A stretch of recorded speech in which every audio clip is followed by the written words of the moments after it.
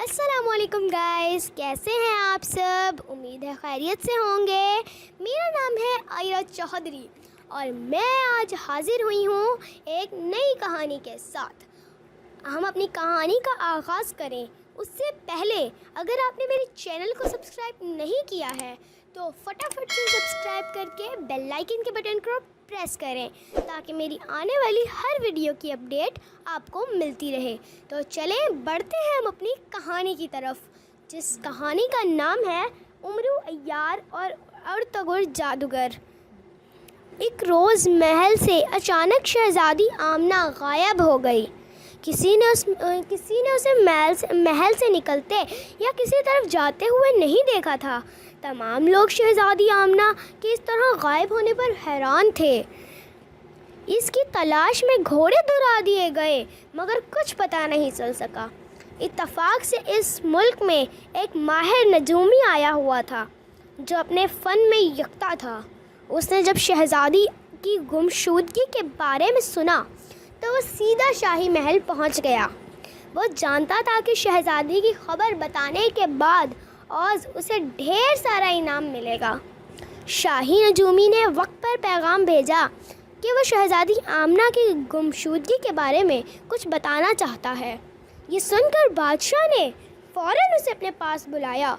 शाही नजूमी में जायचा बनाकर बादशाह को बताया कि दरअसल शहज़ादी आमना को जादू के ज़ोर पर अगवा कर लिया गया है।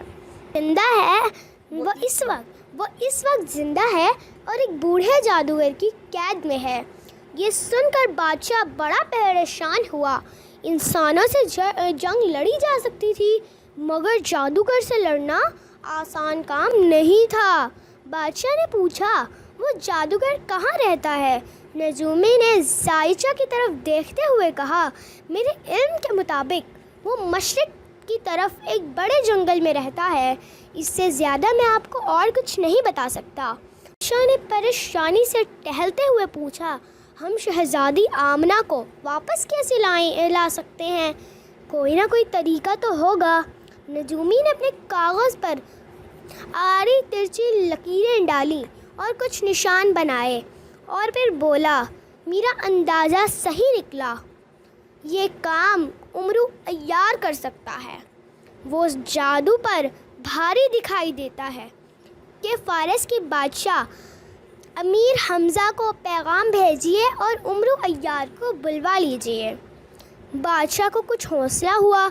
उसने नजूमी को इनाम देकर रुखसत कर दिया और सारी सूरत हाल एक ख़त में लिखकर अमीर हमज़ा को भिजवा दी। काफ़ी दिनों बाद कासिद के एक साथ एक नहीफ सा शख्स वहाँ आया जिसने अपना तारुफ उमरू कहकर करवाया। उसका हुलिया बड़ा अजीब था और सेहत ऐसी थी कि बादशाह को शक होने लगा कि ये शख्स भला क्या कर पाएगा। बादशाह ने कहा, देखो उमरू, हमें ना तो ये मालूम है कि वो जादूगर कहाँ रहता है और ना ही उसका नाम मालूम है, इसलिए तुम्हें खुद ही कोशिश करना होगी। उमरू ये सुनकर मुस्कुराया और बोला, बादशाह सलामत, मैं अपने यहाँ आने से कबल अपने तरीके से मालूम कर लिया है कि शहज़ादी आमना के साथ क्या हुआ है। बादशाह ये सुनकर हैरान रह गया। उमरू ने आगे कहा, यहाँ से 1000 मील दूर एक बहुत बड़ा जंगल है जिसे अंधेरा जंगल कहा जाता है। इस जंगल के वसत में एक झील है और उस झील की तह में एक जादूगर ने अपना महल बना रखा है जहाँ वो जादूगर अकेला रहता है। उस जादूगर का नाम अर्तुगरुल है।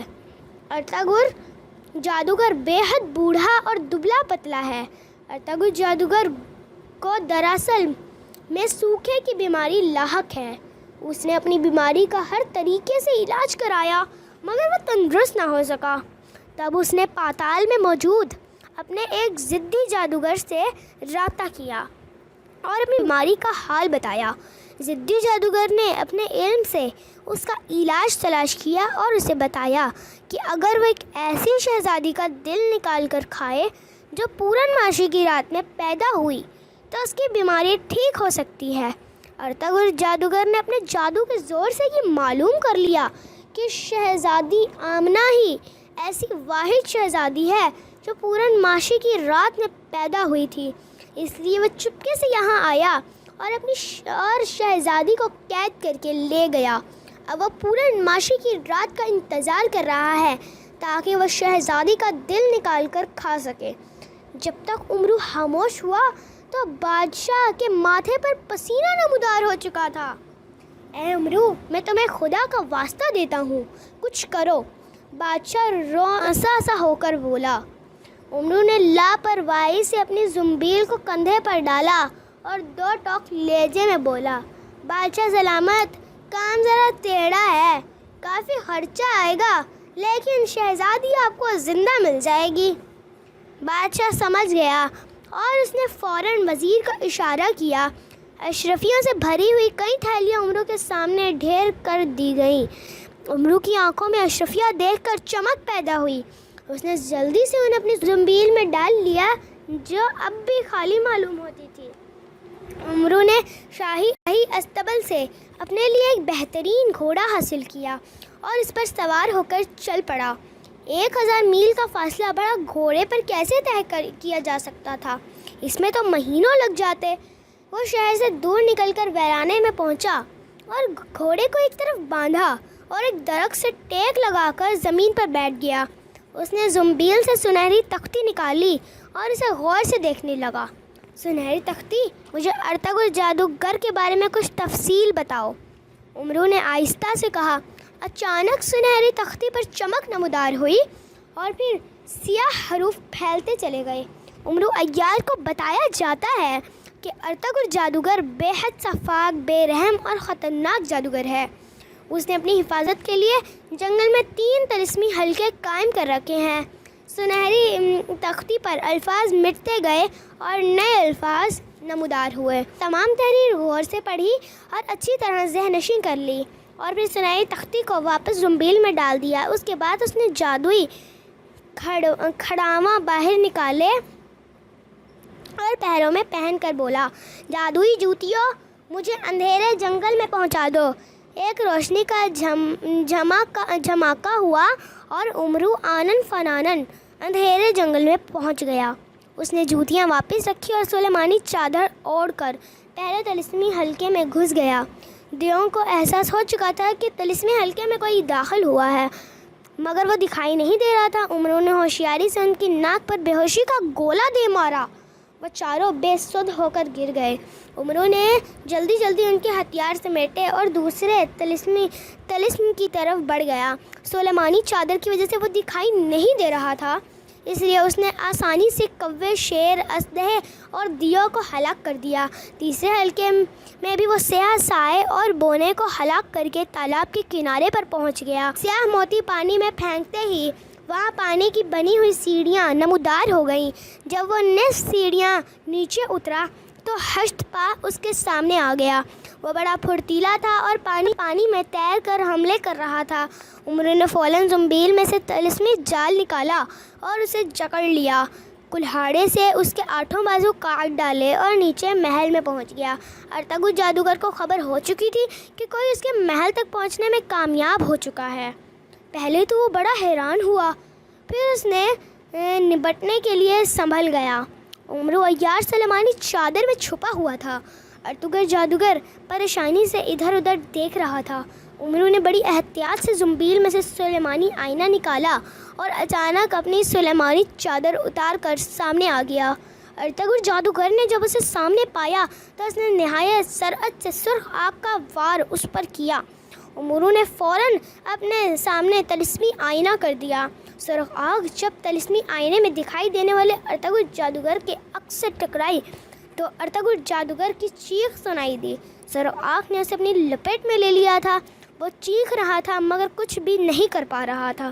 پھر دیکھتے ہی دیکھتے وہ سرخ آگ میں جل کر راکھ ہو گیا۔ اس کے مرتے ہی سارا طلسم ٹوٹ گیا اور امرو عیار نے دیکھا کہ وہ ایک خوبصورت سہمی ہوئی لڑکی کے ساتھ جنگل میں کھڑے تھے۔ وہاں نہ تالاب تھا اور نہ ہی کچھ اور۔